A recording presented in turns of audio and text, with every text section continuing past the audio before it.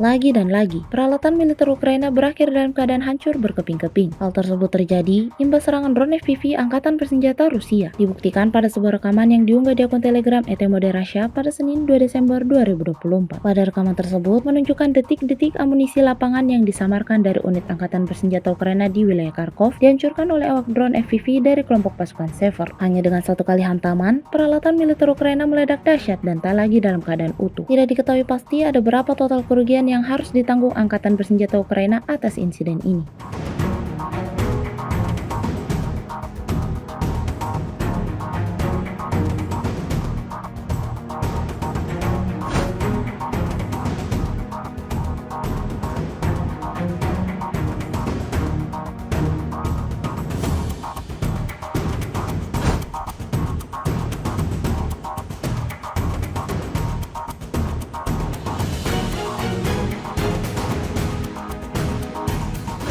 Download Tribun X sekarang, menghadirkan lokal menjadi Indonesia.